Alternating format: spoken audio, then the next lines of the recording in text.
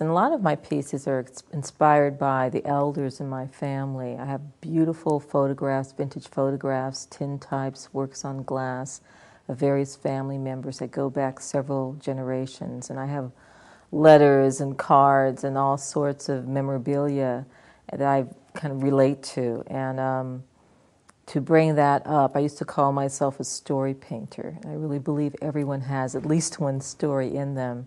And part of my job or vision is that I'm one of these channelers of these stories. So I like to bring up that person's particular story, perspective, their pain, their joy, and just create it all in these mixed media collages that I focus on. Well, before that even, I was initially inspired simply by my family. Both of my parents were involved in art on the side, so I was always exposed to art.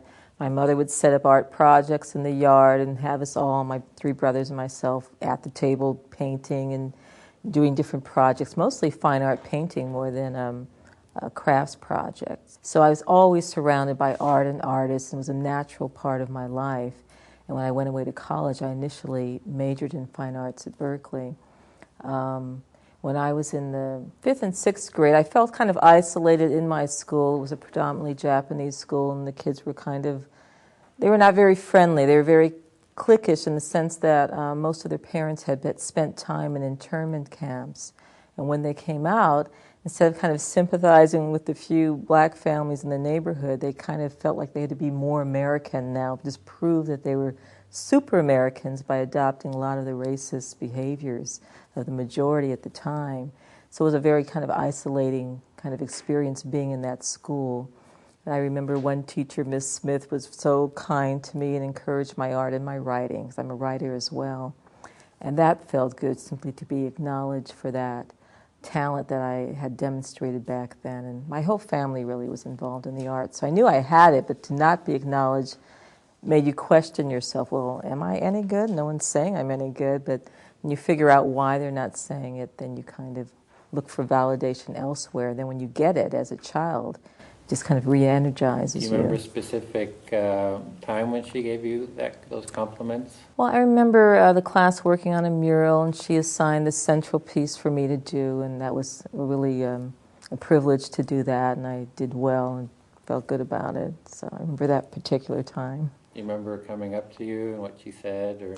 Well, she had a very quiet manner around her. She was just very kind of dignified, a very, very attractive young woman, and all the girls kind of looked up to her. So she was very, she wasn't bubbling. She was just, very gently and calmly complimentary. But when you were singled out by her, it meant something because she didn't do it often. I was very close to my grandmothers. They had two very different stories, and I tried to incorporate their backgrounds in a lot of my work. And some of the recent collages I have I use photographs of my grandmother who worked at the Berkeley Y back in the early, like the 19-teens, and she would take these groups of women, mostly black women, on these nature hikes. So I have all these beautiful photographs of these women out at the beach and climbing up trails, and just the camaraderie and the pride that they demonstrated and be able to go out and accomplish these things is rare. So I've used a lot of those photographs I have in my work. Well, my grandmother was the only daughter. It had 7 brothers. I'm the only daughter. I have 3 brothers. So I think there was this tomboyish quality in both of us, a sense of wanting to be independent and not pigeonholed. I have one of my pieces, maybe 3 or 4 years ago, that won an award at the Berkeley Arts Center. It's I did it right. Oh, he did it right after 9/11. So it's a series of images of me in this veil, and it's called We Wear the Veil, contrasted with the Barbie doll images that are so popular in American culture. So part of my work has to do with kind of redefining who you are and getting away from boundaries, and people telling you that you should be this way, whether it's a racial, feminist, whatever. Just kind of redefining who you are and connecting to your ancestors and your roots. All that is very important to me.